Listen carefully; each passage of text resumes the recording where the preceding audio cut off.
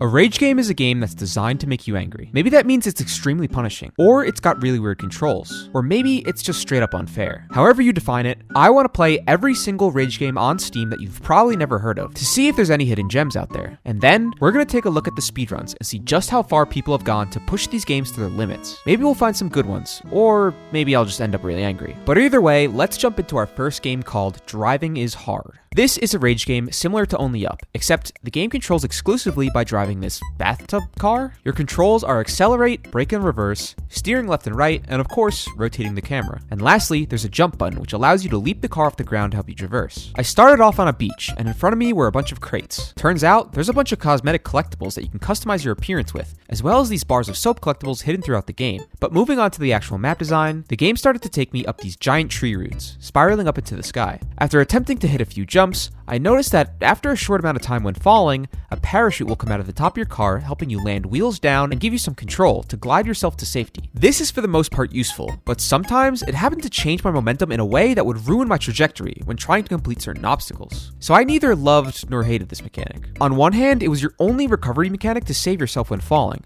but on the other, it did hinder me sometimes from making jumps. Moving on into the second area, I was still unsure of the level of difficulty ahead of me. So far, the first area was a simple drive up with a couple of trampolines at the end to bounce you high into the sky. This immediately made me acknowledge and get used to that odd change of momentum that occurs when the parachute comes out. And very easily, I made it up to area 2. Area 2 is now in a tree, where the level design remains very simple until we come to this massive treehouse. Here, we're in a sorta children's bedroom. Alright, so we're in a bedroom now, where a bit of puzzle solving comes into play. Or can I push this, actually?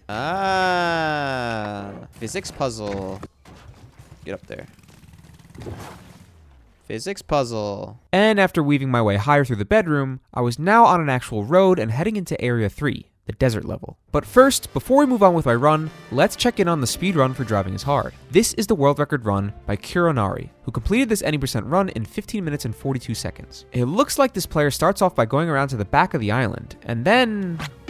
yeah, so a lot of this run happens to abuse the magnetic nature of the car's tires, allowing players to drive up walls. Then by spamming jump, they can actually extend the car's flight path on jumps and prevent the parachute from popping out, keeping forward momentum to clear gaps otherwise impossible to clear. As it turns out, the jump ability doesn't reset upon hitting the ground. It is instead just reset by a short timer, allowing for multiple jumps to be used in midair, thus allowing for speedrunners to clear bigger gaps and spam jumps when driving up walls. And because of this, we will see a massive difference in routing between my first playthrough and the speedrun, which skips most of the game's intentional design. So back to the desert, the design remains simple except for 3 unique additions to this area. First, there's the trains, which will come speeding across the roads. So I just needed to be patient and look both ways before proceeding onwards. Then we have these landmines, which become a really big problem. You can jump over them and land with your tires in between them all, but they don't respawn and they don't send you flying very far. So I inadvertently got rid of a ton of them. Just don't touch the big ones.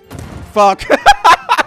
Then the very last obstacle of the area is this red light green light minigame, which forces you to come to a stop in between each interval. Otherwise, the bridge under you will become intangible and you'll fall through. I took a few falls here, but nothing major as I swiftly moved on to area 4. This industrial area is where the game's level design starts to get a bit more difficult and a bit more janky. After throwing you through these pipes, it takes you to this shipping container section that is so clunky and awkward with the controls of driving a car. It reminded me of those old frustrating GTA custom maps. Also, the stickiness of the wheels would magnetize me to the walls, making me sway back and forth like I was inside of a cargo ship during a hurricane. And then this area just straight up has a troll, where you have all these pipes laid out in front of you. It makes you think you need to pick the correct one in order to progress, when in reality, none of them work, and you're supposed to just climb past them on the outside. Then, after an only up style elevator, we're taken to the city section, which just has some really confusing routing. Slanted misshapen buildings and zigzagging level design frustrates you until you arrive at this bubble mechanic, where you need to remain in the bubble to make the platforms under you solid. This was by far the coolest mechanic here, but they'd never use it again after this.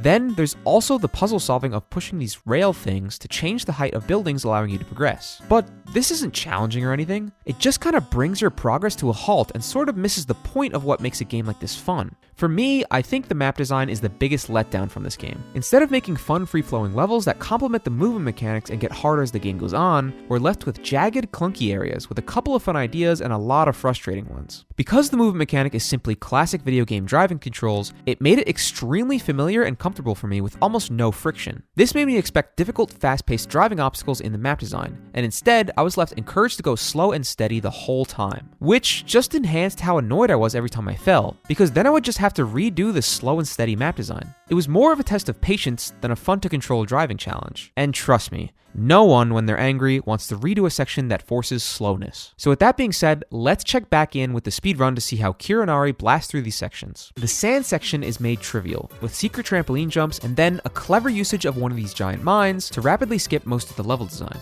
Then, some clever usage of the parachute and some clever skips make quick work of the shipping containers, before we're headed straight into the city section. Here, everything is done as normal until the usage of this secret trampoline, which once again skips most of the design in the section, with some wall climbing and shortcuts as well. And very quickly, we got into the snow section, which, if I must say, the snow section has to be the worst section in the game. This section has ice platforms in it, which control terribly with the car. It's quite possibly the slowest ice in any video game ever. And not only that, the whole area just has bad traction because it's mostly covered in snow. And don't even get me started on the snowman. Snowman! Hello, snowman. Are you a friend? Okay. Cool. No, he's not a friend. That snowman. Then to top it all off, we have two separate hills to climb with boulders infinitely crashing down towards you while you're suspended over a giant death funnel that will take you back downwards to the desert level. Luckily, that didn't happen to me, but let's just say this whole area was miserable. Luckily, the map design gets a little bit better from here with the stone area being a much needed improvement. It was still mostly gimmicky designs with swinging hammers and these platforms that break out from under you, but I quite enjoyed this minecart section where you need to drive up the tracks as minecarts come flying towards you. This brings you to the top of the area where you enter this hallway, ascending towards this heavenly white void with giant moving stone platforms. It is here where you find the giant white cube, and by touching it, it completes your climb. Checking back in on the speedrun, this guy actually makes clever use of the snowman by using the explosion to skip most of the ice section. Then with the secret trampoline, he skips all of the falling boulders before heading up to the stone area. Here, one more secret trampoline and some really clever skips off the outside walls of the area help him reach the final stretch, where one last big jump skip helps him achieve the world record with a time of 15 minutes and 42 seconds. Very impressive stuff. Overall, I wasn't upset with this game. It only took me 3 hours, and honestly, it was quite a pleasant playthrough despite my gripes with its design. Normally, rage climbing games like this have unique movement mechanics that are awkward, but can become free-flowing. Only Up is really the only successful exception, where it has a completely common and unoriginal movement mechanic, but at least the level design in that game is direct and wildly interesting. As for why that game is successful, it may very well be because of that familiarity and controls that makes it so appealing to all players. Personally, I think it's a bad game, but I don't know. Maybe the developers here were using the driving mechanic to aim to create that same familiarity with the controls as Only Up does. But unfortunately, this game ends up bogging the player down with very slow, clunky, bouncy, and frustrating level design that makes it not so fun to climb up. But it did experiment and create an extremely polished and solid game, so with that, I can't complain. So now let's move on to the next game. This is Nightfall, a game made by my good friend Duck that is essentially Jump King but with combat, including enemies and boss battles as you gain XP, level up, and climb to the top of the world. This game was actually made a while ago before a very similar game by the name of Jump King Quest was released. The controls are exactly the same as Jump King. It uses the arrow keys and spacebar to jump left, right, or straight upwards to reach the top of the map. But then we also have an attack button that we can use to swing our sword or even hold it down to do a charge strike. And that's pretty much it for the controls, apart from some menuing in the level up screens. We begin at a bonfire outside a cabin, where we stand up and begin to climb. In this beginning forest area, we start by fighting goblin enemies who take a bunch of swings to take out. My own attacks have 0 end lag, so you can literally spam the attack button while moving forward and backwards to trigger the enemy's animations. This allowed me to dodge and swing at the same time and freeze the enemies in place. If I did get hit by an enemy, I didn't have a health bar or anything. Getting hit in this game just knocks you back, sending you falling downwards if you're knocked off the ledge. But so far so good, as I took out the enemies with ease and proceeded to use the currency I acquired from killing the goblins to level up. Resting at a bonfire brings up the level up menu, as well as some interesting stats about your run so far. The only 3 stats to level up are damage, charge bonus, and souls bonus. At the time, I didn't really know what the charge bonus did, so I just focused on leveling up my damage and souls bonus throughout the playthrough. At the top of the forest area, we find our first boss. Kagmar. He knocked me down a couple times, which ended up resetting his health back to full, so I was going to need to kill him in one run without falling in order to progress. Luckily, there's this ledge here which Kagmar cannot reach you, so when he walked to the right hand side of the arena, I would jump up and attack him. And before he could reach me and knock me off, I would jump back down to the platform on the left and wait for him to walk away again so I could attack. This worked out great, and even though Kagmar started jumping and moving way quicker towards the end of his health bar, I defeated him with ease. Defeating Kagmar granted me a great amount of XP to level up and let me progress to the next area, with these galaxy-looking blocks to jump across. It was here I learned that you could actually teleport to the last bonfire you rested at by holding downwards. However, doing this will lose you all your souls, but it was still a nice mechanic that allowed you to get back up if you took a nasty fall. In this area, we find these odd polygonal beings to fight with. I farmed them for a little bit to get enough souls to massively up my damage. As a previous Jump King player, the jumps here were again simple, with even moving platforms being introduced. But soon enough, I was up to the next boss fight.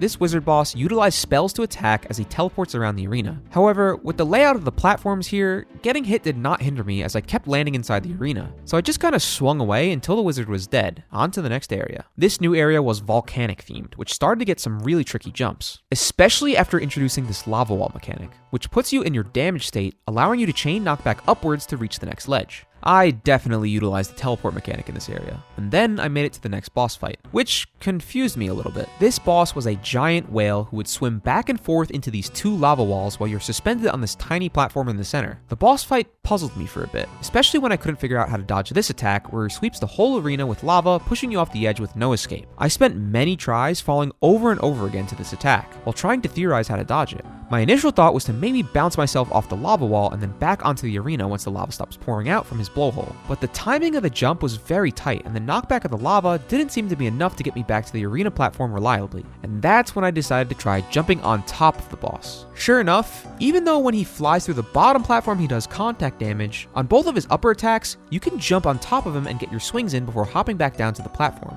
With this knowledge, I was able to take out the whale in a proper battle even after he began to speed up his attacks late into the fight. So after 3 sections of Nightfall, I think it's time to check in on the world record speedrun for this game. As it stands, the world record was set by the developer himself, Duck, with a time of 18 minutes and 7 seconds. The run includes pretty clean jump execution throughout, so I'm mostly going to be talking about his level up strategy and boss fight runs. To start off the run, he farms these early goblins for about 3 cycles, pumping all his XP into damage, and then heads straight for Kagmar. Here, he doesn't use the ledge on the left, but instead hops over Kagmar when he's pinned in the corner, and whacks away at him as fast as possible until he's dead. For Area 2, he makes it to this section, where he can farm this polygonal guy without being in danger, and this goblin up here to provide him with more damage and souls bonus. Then, he pretty much brute forces the wizard boss as well, just with a bit more dodges than I was performing. And in Area 3, one more small farming cycle is done with this goblin to once again increase damage and souls bonus before he moves on to the whale fight, essentially fighting him with the same exact strategy of jumping on top to dodge. Except here, he utilizes some charge attacks in the time before the whale reaches the platform when he goes for the lower attack. And while Duck was moving swiftly through the run, I wasn't exactly going slow either. Despite the confusion against the whale boss,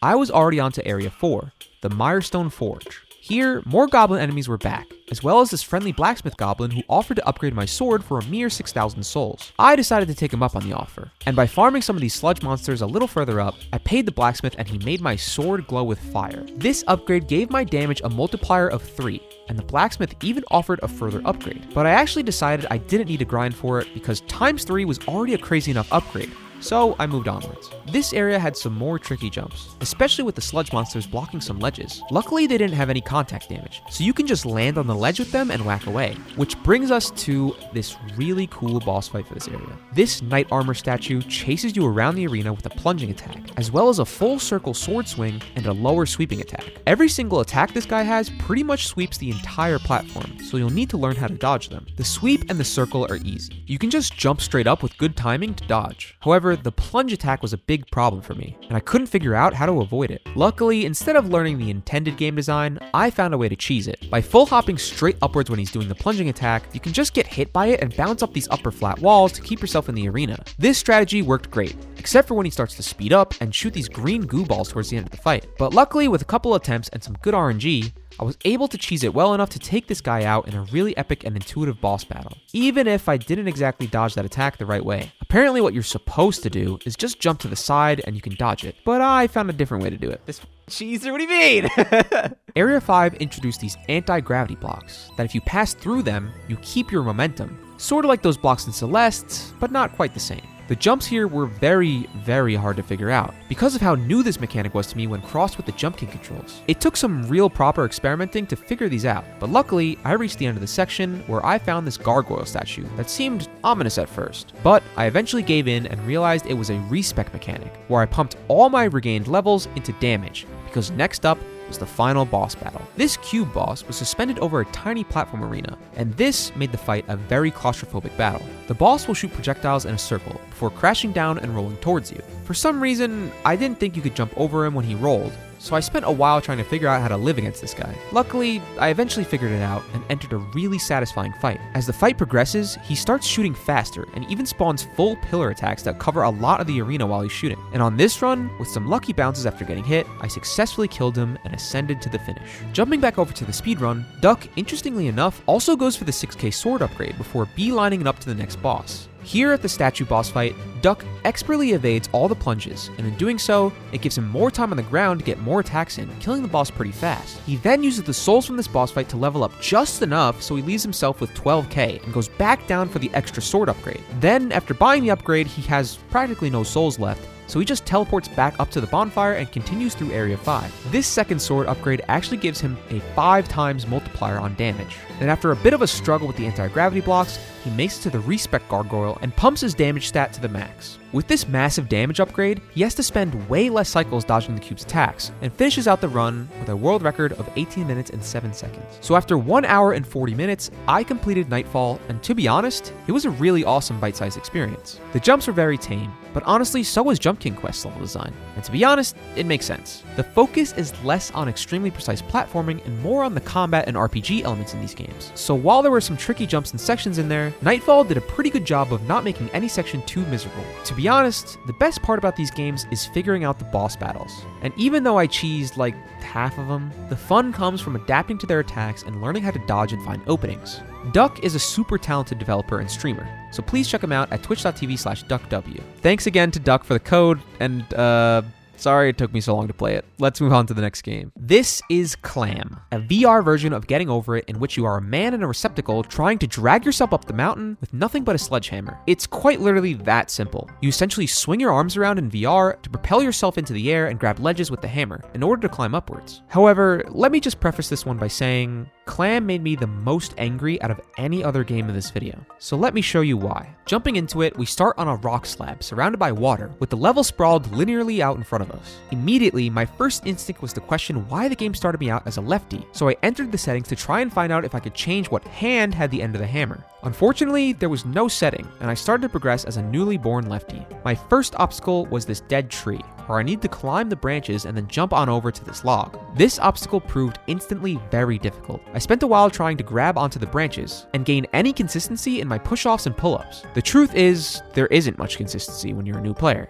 and this is a very much learned thing as you go on. So pretty much it's faithful to Getting Over It in that sense. Slowly but surely, I was making progress and teaching myself techniques to overcome the obstacles and get comfortable in my new body. But the early map design here was suspended over this body of water. Most mistakes and falls new players are going to have end up dropping them into this body of water, which is actually a hard reset back to the beginning, forcing you to redo the section and make it back to where you fell. So that alone was super frustrating because it's an insanely harsh punishment for a new player. Ideally in a game like this, you want a newcomer to be able to make mistakes and learn from them, giving them a safe environment to experiment and become familiar with the game's controls before challenging them. But this map design essentially forces players to be perfect from the get-go. Otherwise, they get sent back to the start, which, to be fair, does promote careful and calculated gameplay through brute force learning, but ultimately it succeeds more in pissing off the player, making them not want to continue playing the game. It's kind of like the difference between climbing a set of stairs and climbing a rope. If you miss a step and trip on the stairs, you might only slide down a couple steps before regaining your composure. But if you fall off a rope, you're splatting down on the floor every single time. And then I got more annoyed when my body and hammer were tangible objects that could collide with the level, but my wrists and arms phased through this rope here. But I eventually clawed my way up out of the first section and into the lighthouse, which basically acts as a soft checkpoint for now. I was super stoked at the idea of having no more water resets back to the beginning. However, entering the lighthouse, I was now stuck in a fully vertical section where every single fall sent me back down to the floor of the cylindrical building, and I was making zero progress for a couple hours. Eventually, after plenty of cursing and frustration, I decided to give up here, My main gripe with this game is how insanely punishing and abrasive it is for new players. Personally, I'm not a big VR guy. I rarely break out the Oculus Quest, so maybe I'm just simply unfamiliar with VR and bad at the game. But that still doesn't excuse the level design for implementing a hard reset back to the beginning every time you fall in the water. And this doesn't just go for this first section. I've seen the rest of the map's layout. It basically spirals linearly into the sky, and practically any fall where you don't catch yourself will send you falling into the ocean and reset you. Even the lighthouse is so insanely cruel for the second section of the game. I just ended up doing the same thing over and over for a long time with barely any progress. And even though I felt I was improving over time, my improvement was literally only one jump of progress every hour. It's claustrophobic, exclusively vertical, and extremely punishing. If the goal was to copy getting over it, then the mark was missed massively in the map design sector. Just listen to me rant about it live inside the headset. I feel like this is quite possibly the biggest lesson in how not to design Foddian map design. Quite literally, because the friendly quote-unquote tutorial area has an ocean that hard resets you back to the beginning every time you fall on it. So that's just like makes people want to quit from the get-go, because every time they learn and do something cool, they're immediately hard reset back to the beginning. You have to do it again. Yes, it kind of teaches you to get good at those sections, but also like you want mistakes to feel not too punishing where people quit, but punishing enough where it like they learn from it, right? And then once you finally make it past that, and you start getting like a feel for it, and you get to here, you get to this point, which is there's just no safe. I mean, this is a safety net, I guess, but like there's no like zig. You know how like getting over it in Pogo Stuck Map 1 just zigzags back and forth like this, so that like if you get around to here and you fall, you go back this way slanted, and then if you get up here, wow, you only fall one section, and then if you get up here, oh, you only fall one section. And then if you get up here, maybe you fall like 2 sections. But it's like, it gradually keeps you. It never really makes you go straight up for like literally an entire section where every fall means you go all the way back down to the beginning of the section. It literally almost never does that. And then this game, we're 2 for 2 on sections where every fall resets you back to the beginning, which is just bad Foddian design. It's just really, really poor. Really awful for new players coming into your game. They're just gonna hate it. And I stand on that. I stand on business. Because I don't think the game necessarily is bad. Yeah, there's no option to be a righty. And yeah, it's a single-sided hammer instead of a double-sided hammer, which would feel way more comfortable and cool. Especially when like you push down with the hammer and then like your top hand is just useless and you have to flick back up with your left hand. Low-key, my biceps getting a little sore from just like doing this motion over and over again. And it just makes me wonder if this is like section 2, then what the how does it get harder from this? I know it's not that punishing when you fall, because you just fall to the floor again, but like, come on, man. Teach me, give me something, give the player small victories to want to keep playing. It's not Sisyphus, man. I'm not just gonna sit here and want to do this forever until I get it.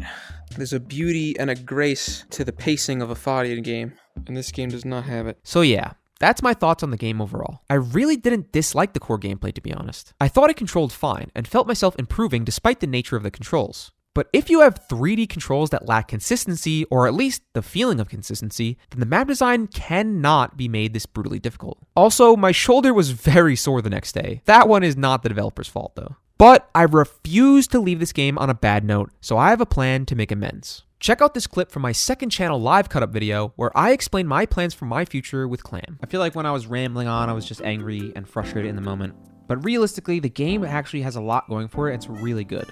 Apart from map design, which I still have gripes with. But the core mechanic and controls and everything that the game stands for are cool. But luckily, other than map design, all my issues that I complained about in this video have been addressed. As of Thursday, October 2nd of 2025, there's been a new update, which adds number 1, checkpoints. So me complaining about like hard resets back to the beginning with like every fall, now there's checkpoints. If you beat a section and get a checkpoint, you'll respawn there instead of at the beginning of the map, which is cool. It makes the game way more accessible to new players, which I think is a great choice. And you can still turn off the checkpoints to keep that hardcore challenge alive for players who, already beat the original game and want the original challenge to still be there. Next, they added twin hammers, which in my mind, I had like one big hammer still, but just had two sledges on each side so I could do this sort of thing, you know, like a kayak. Instead, you just got two separate hammers, kind of like ice picks, and you're clawing your way up the mountain, which I think is actually really good and would help the game control a little bit better maybe. And then lastly, the ability to go from being a lefty to a righty, which I think for me is huge because I was clearly, as you just watched, really frustrated with being a lefty only, which for the most part solves most of the stuff I was complaining about during this video, except for, you know, the map design at its core, which again, I still think is an issue, but I think I was being way too harsh. The game's supposed to be an extremely hard challenge, kind of like very similar to the core of what Getting Over It was when it first came out for some people. So I get it. I can't complain too much. The game is amazing, and I'm sorry to the dev if I was, you know, going a little bit too hard on the game initially.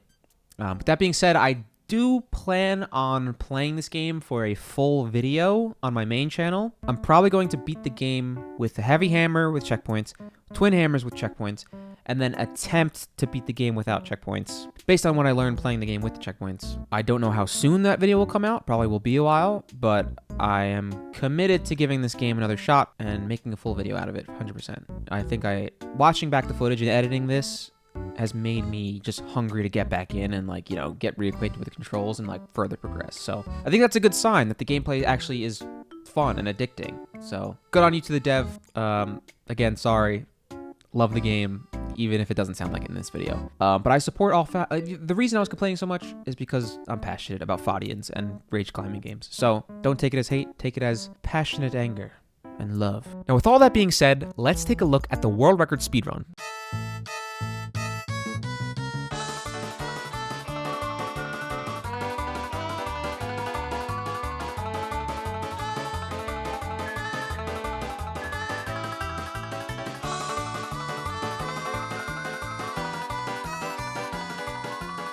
Yeah, man, I don't get it. Maybe I'm just ass. Next up is White Knuckle, which genuinely I knew nothing about before playing it. But let me tell you, it's literally the most stressful game I have ever played in my life.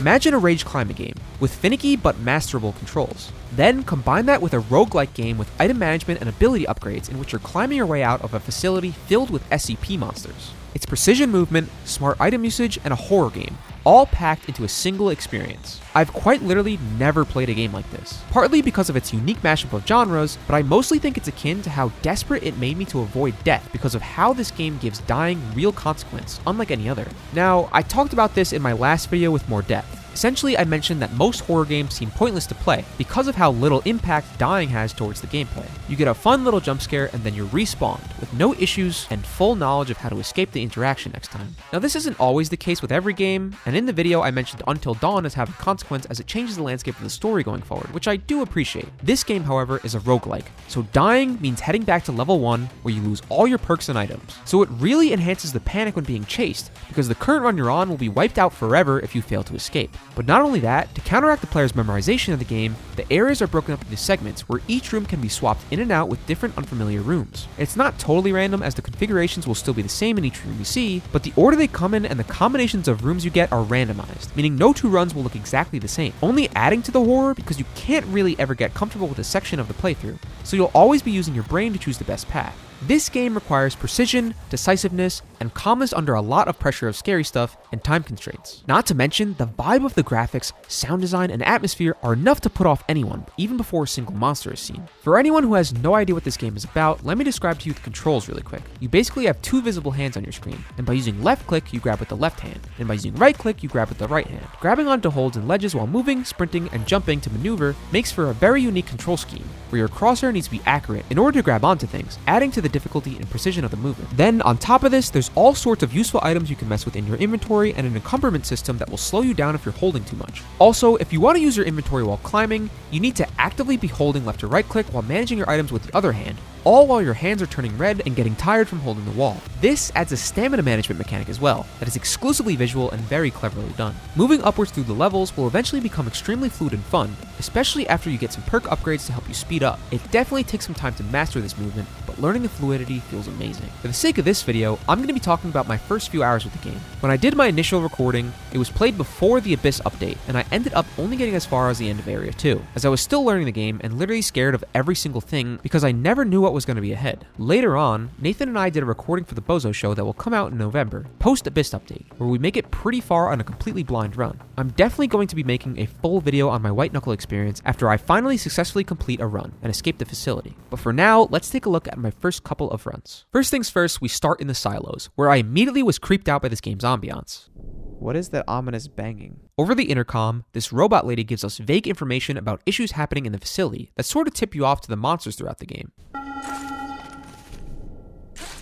Stop it. Emergency. Gas leak detected in chemical store. Gas. Evacuate immediately. But something about the voice was so dystopian, I couldn't focus on anything else besides how on edge I was. Climbing further up, I caught a golden cockroach before he could disappear, which happens to be this game's currency. You can use golden and silver cockroaches at vending machines and other places to trade for items and upgrades. And then, I took a big fall and had my first encounter with our first monster. Ah! Uh-oh. That doesn't look good.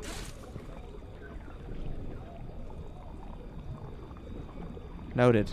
This amalgamation of sludge was basically like rising lava. It was slowly but infinitely chasing me as I climbed higher, and that was enough to freak me out, as I fell into it and died shortly after. On the next run, I found these Half-Life style barnacle monsters, who shoot their sticky tongues out, hoping they'll catch you and then eat you. On this run, they actually saved my life for a brief second, before eventually eating me. And then I got killed by the door, and then I struggled to figure out how to secure a piton whilst mid-climb, and fell to my death. In this room, I realized I could whack the barnacles' tongues off me with the hammer, and escape their grasp, which became an issue after this happened. I dropped my hammer! No! No! No! I'm just dead.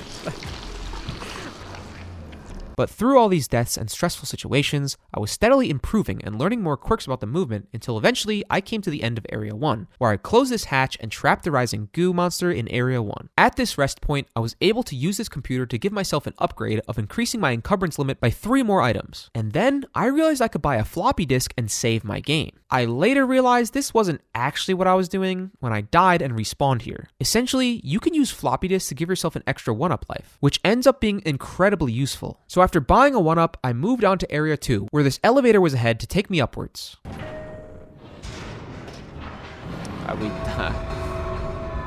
Okay. So not only was the goo monster still after me, but now I was stuck climbing my way up through the pipeworks. Here, I got some piton practice to polish my skills, but I was still feeling immense anxiety. But with my new familiarity with the controls, I made my way through the pipeworks and eventually arrived at the ascent interlude. Here we find a service elevator, but this one actually works. After hitting this button, it starts to go up, as the robot lady tells us we're going to need to release the elevator security locks in order to progress. Unluckily for me, the sludge monster now filled up the room under us, posing a threat if we fall. Honestly, after climbing in the tight quarters for the first 2 areas, I was extremely impressed by the new scope of this room. It was huge, and now I needed to climb up on the outside of the walls in order to release the 3 locks and get back to the elevator. However, when going for the 3rd lock, I missed a crucial jump and ended up dying here. But thankfully, with the use of the floppy disk, I respawned. And after going through the sewers area again, I made it back to the elevator room where I didn't make the same mistake twice. However, after hitting the 3rd lock and getting back in the elevator, it rises up a bit before stopping again, where we need to once again exit the elevator to allow us access to the next zone, Habitation Yellow. It turns out I need to make my way to this control booth to give the elevator access to keep going upwards. But I might have killed myself on a super simple jump. And that is as far as I got in my first session of playing White Knuckle. Like I said already, this game has some really great movement, intense moments, and high tension, so I definitely will be making a full video on this very soon. But for now, let's look at the speedrun.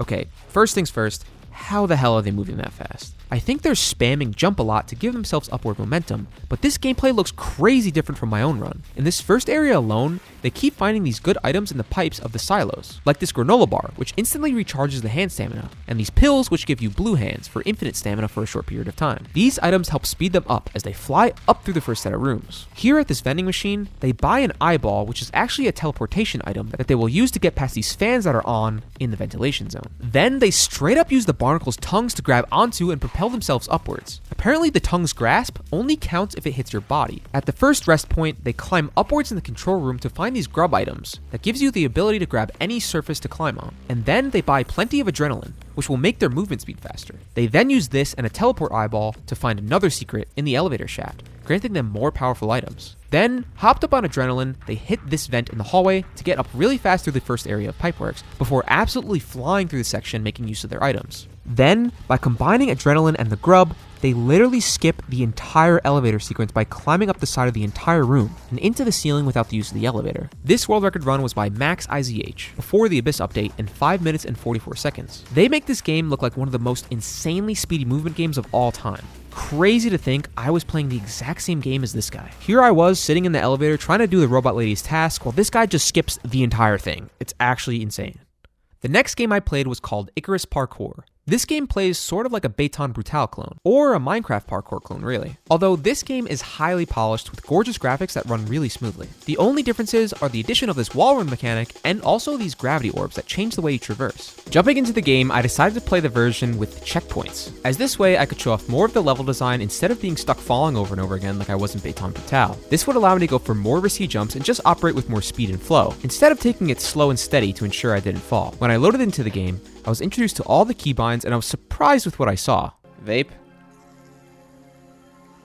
Oh yeah, fat clouds. Beer. Quality. Knife. Welcome to the Tower of Icarus. Oh my god, there's drum and bass playing. Your objective is to get to the top, claim your fortune and freedom. Yeah, so the game has some loose lore about how this company locked you away down here as a contestant in a sick game, and if you climb your way to the top and out, you will earn your freedom and fortune. Regardless, I headed through the doors and ended up at the bottom of a massive climb. The game is broken up into 4 major sections every 200 meters or so, and each section has its own snaking pathways that snake along the walls, across the middle, and even through some side areas as well, that really give some Mirror's Edge vibes. As well as the new wall run mechanic, there's ladders to grab onto, climb up bars to help you get up ledges, trampoline platforms to bounce off of, and even these keycap launchers that will send you up towards the next platforms. I was moving pretty slow because I was unfamiliar with the route, of course, but I definitely had moments where I was moving pretty fast and smooth. Towards the upper areas, there are these gravity blocks to stand on, and when you jump off of them, alter your gravity, allowing you to clear larger gaps with low gravity movement that won't reset to normal until you land. But wall jumping with low gravity is still fair game, allowing for some really cool jumps, especially in the third section, when the game had you wall jumping 90 degrees off pillars to reach the next platform. There was this one random high gravity block that really threw me off. It's supposed to drop you faster onto this trampoline and with the extra speed from the gravity, bounce you up to the next platform. But the color was pretty much indistinguishable from the normal low gravity blocks, so it really perplexed me. I thought the game messed up for a second, until I realized it increases your gravity. Interestingly, as you climb, the areas get a little more affluent looking, until at the top, you're just surrounded by astronaut memorabilia, which was a cool and clean environment to stop and admire from time to time. I always love the scale of these kinds of games. With the giant tower being so tall, it's a pretty awesome experience to look up or down and realize how far you've come and how far you have to go. And I'm sure it's made way more real when you don't have any checkpoints. I think without checkpoints, the game would have been a lot harder and a lot more impactful, just like Baton Brutale. None of the jumps with checkpoints really challenged me, but the toughest ones may be taking 5 to 10 tries before I figured them out. And without being punished for falling, I moved through them pretty quickly. But without checkpoints, it would have significantly increased the playtime and overall frustration, with the trade-off being that the challenge would have been a lot more satisfying to complete after mastering the movement. But either way, I completed the game in around 2 hours and earned my freedom, allowing my character to take a much-needed break on the beach. So now let's take a look at the speedrun world record currently held by Cutty Flame with a 14 minutes and 41 second run. Immediately off the bat, this run is going to start off with some interesting skips and tech that will require some explanation. Cutty Flame starts by jumping through the first few blocks before heading over to the statue. By abusing the wall run mechanic, you can cleverly jump up the base of the statue and get to the top, skipping a lot of the early jumps. Then, by jumping to this corner, he actually rests on a little ledge before performing this jump around the fence, skipping even more of the first section. Then, he hops on top of the fence and performs this trick. By essentially repeatedly jumping on any slanted surface around this angle, you'll notice he is gaining max speed with every jump he performs. With a speed cap of 4,300, he then uses his wall run with the increased speed to launch his momentum upwards, across the section, skipping even more of the first area. He then moves through this section by climbing up the little ledge on this pillar before entering area 2 with clean movement and plenty of short jump skips, utilizing the wall run mechanic. The run continues as normal in area 2 before he finds another short slanted wall that he can use once again to build his speed up to 4300. He uses the wall run to launch upwards, skipping practically half of area 2. Then he makes it to this flagpole where he precisely walks to the top of it, jumping to the next layer of the area. Here we find another tiny slanted wall and use another launch to get to the end of area 2 instantly. Area 3 begins with some smaller jump skips to shorten the route with a lot of precise platforming coming up. A lot of section 3 is suspended over the middle of the tower, so there aren't many clear shortcuts here, except for when the gravity blocks are involved. If you jump off a gravity block, your gravity doesn't reset back to normal until you touch the ground. Fortunately for the speedrun, keycap launchers don't count as the ground, so Cutty Flame is able to float off this gravity block onto a keycap and skip a portion of the jumps with a low gravity launch. With this section being the most precise, Cutty Flame takes a fall here due to the pressure building up, but he recovers nicely and heads into the side room where he arrives at area 4. Here he begins normally and even takes another slight fall, but he regains his composure neatly through most of the normal jumps in the section before arriving at this section. At this moon block, he ignores the intended path and instead heads for this keycap launcher, which will give him a low gravity launch up to this slanted wall. He takes a minor fall but eventually finds his way to the spot where he once again builds his speed up to max and launches upwards. Here he navigates to another slant for another big launch, skipping a ton of jumps where he finds himself on the final set of platforms where he launches himself to the finish line, hitting a sub 15-minute run. Huge congrats to Cutty Flame on the world record, and with that, let's move on to the next game. Welcome to Carry the Glass. Now this might not be the most unknown game in this video, but I wanted to highlight at least one co-op rage game. Me and my good friend Plant had a blast playing this one. Plant, like myself, has an extensive history of playing and speedrunning platformer games, so the teamwork and execution this game required of us was a ton of fun to pull off. We ended up playing through both map 1 and 2 with checkpoints to see everything the game had to offer, but there is a hard mode where you can try and beat the map with 0 checkpoints involved. The physics of this game are extremely bouncy and malleable, as these construction men guys are very stretchy. This makes some scenarios pretty lenient on keeping the glass from breaking. As long as you don't completely squish together or get stretched apart by a mile, your biggest danger is going to be keeping the glass from making contact with any of the geometry in the game. Apart from your movement of running and jumping, you can also control the height of the glass in your hands and the rotation of the glass as well. This means some obstacles are better suited for the glass to be raised horizontally over your head, and some are better with the glass angled vertically. With such simple controls, there isn't a very unique movement system going on here, so all the fun is in the map design. The developers definitely did a fantastic job of giving fun and unique map design that is tricky and fun to work out, even when it came to the second map, which was a little more rough around the edges and had less focus on platforming and more focus on some gimmicky minigames. But it all works well together with the glass mechanic to complement each other and make a fun experience. I think the best part about this game was definitely the art of communication and trying to keep Plant on the same page as me. It feels super satisfying to apply teamwork and come to a consensus on strategy. It also feels incredibly satisfying when we would both fail to communicate and then still be on the same page to clear the obstacle anyways. Importantly though, Plant and I already have a strong chemistry when it comes to gaming together. For instance,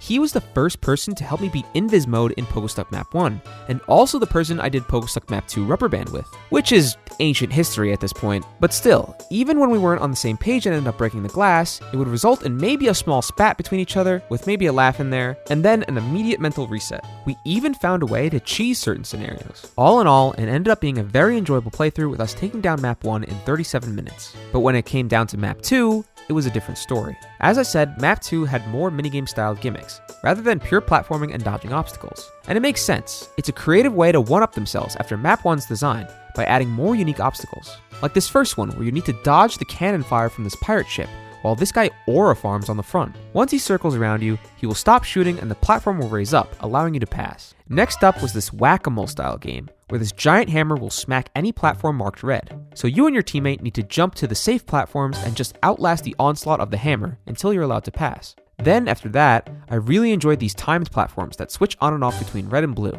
Those sections were really fun to figure out. The next gimmick section was trying to weave in and out of this line of glitchy robots to reach the end of the path. It was pretty long, but we maneuvered our way pretty easily. And then we came to this cluster truck section, which had us jumping back and forth between 3 rows of semis, avoiding these squares to reach the other side. Next, we had to use these buttons to essentially pilot this plank of wood through an obstacle course, before finally finishing off the level with a literal boss fight versus a crab. You had to circle around her, dodging attacks while you hit these buttons to launch cannon fire at her. Do this enough times and you defeat her to complete the map. You see what I mean though? Most of Map 2 was a lot of minigame style gimmicks. While there were still some really great platforming obstacles, these small segments take up a large portion of Map 2, which makes it very different from Map 1. However, while it's different, I don't necessarily hate it. It honestly made Map 2 super memorable. Even though some of them pissed us off, the crab especially, I still felt like this style of design wasn't a significant drawback for me.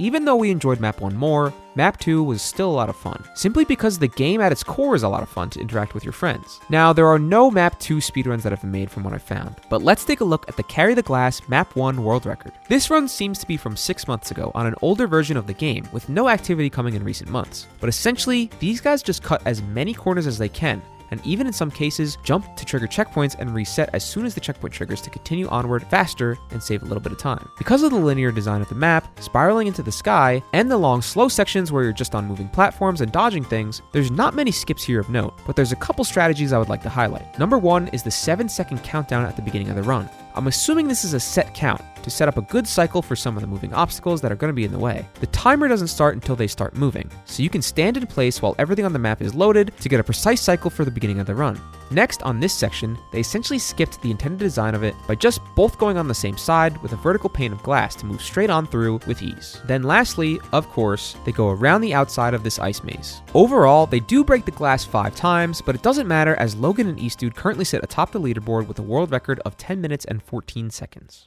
Our last game of the video is going to be Bennett Foddy's own Baby Steps. This game puts us in control of Nathan, this deadbeat couch slob who is suddenly teleported out of his basement and into a cave. Here he enters a confusing new land where he's got nowhere to go but up this giant mountain. Gameplay-wise, you essentially have 3 controls: lift left foot, lift right foot, and lean with the analog stick, creating a control scheme where your man-child character is stomping through the land like an infant. You exit the cave at the bottom of a mountain, with a huge climb ahead of you, ripe with extra collectibles, extra side quests, and extra little cutscenes that introduce more and more characters into this nonsensical dream world that interact with our awkward man-baby. It's all extremely goofy and hilarious, especially once you meet these well-endowed donkeys. The game took me 7 hours to complete, as the climb is extremely long when it comes to the average length of other Rage games. However, after the first hour of frustration and dread, you kind of understand how to maneuver your character. From here, you start paying less attention to being frustrated and spend more time becoming invested in the actual fever dream of a game that you're playing. The characters and cutscenes in this game are all wild and wacky, and if you persevere through the initial frustration, you start to get captivated by the weirdness. All of a sudden, I'd find a fruit on a tree and watch Nathan scarf it down enthusiastically, and then I'd just think to myself, what the hell am I playing? Or I'd find a hat and bring it to the campfire, and then all of a sudden be playing an 8-bit arcade game that's delving into a traumatic event of Nathan's past. Or I'd wander into a random landmark off the beaten path and find a new random character that just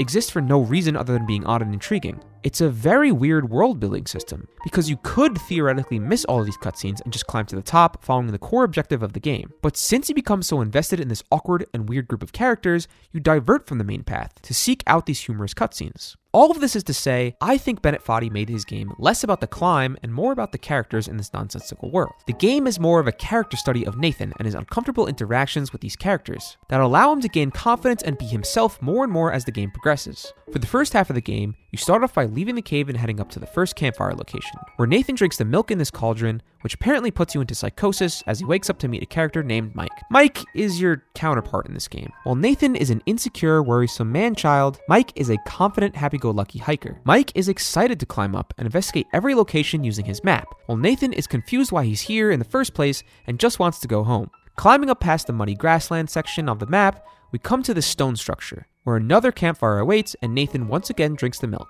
After waking up, he's greeted by a half-naked donkey, sitting man-spread with his cock just on full display. Startled, Nathan wakes up and starts to talk to him. This donkey is named Ethan, and he explains to Nathan that he wants him to make it to the sandcastle in the distance, where he will be granted a wish from an angel. Ethan wants Nathan to use his wish for cigarettes, as him and his donkey friends have run out. Nathan just goes along with it and agrees to help him get cigarettes before moving onwards. Trekking up the path, we end up in a forest where I went over the river and through the woods, and even over a bear. But instead of ending up at Grandma's house, I ended up at this castle gate, where after a frustrating climb up these towers, I made it to another campfire. Here we meet this other donkey named Moose. While it's another awkward encounter with a half-naked donkey man, Moose is very nice to Nathan, and even offers him his camp cup to drink the milk. However, suddenly, Ethan arrives up the path with another donkey named Jesse, and Moose suddenly disappears. When Nathan wakes up, Jesse is there. He tells him to not wish for cigarettes because that's what Ethan wants, and tells him to do what he wants. Nathan expresses he wants to go home, which confuses Jesse, as he is very happy here on the mountain. But he doesn't judge Nathan for having that wish. Instead, Nathan doubts his own wish, asking if Ethan would be mad if he doesn't wish for the cigarettes, to which he gets no confirmation from Jesse, and he runs off. Then we climb up out of the forest and into the sandy area. At the next campfire, Moose catches Nathan trying to drink the milk out of a shoe. Nathan is a little embarrassed, but here we get to see the true nature of the milk as Nathan blinks out mid-conversation and we see him going crazy with a big group of donkeys. When he wakes up, there's a bunch of donkeys sprawled out on the sand, as Ethan tells Nathan he was the life of the party last night. Ethan also confronts Nathan about his thought for wishing for something other than cigarettes. Nathan reluctantly tells him he wants to go home, and Ethan ends up making fun of him about his home life being pathetic. Nathan's defense mechanism here is to try to lie his way around it, saying he needs to get back to his fiancée named Strum, which is a name he made up on the spot after seeing a guitar on the ground. Ethan sees right through this, and Nathan exits the conversation without the interaction coming to a meaningful conclusion. He's essentially avoiding the confrontation and self-reflection about his old life. After climbing my way up through the sandy landscape, I made it to the sandcastle, where inside, it's completely dark. Jim turns up and surprises Nathan, trying to give him a lantern. Nathan turns him down, still trying to avoid his help,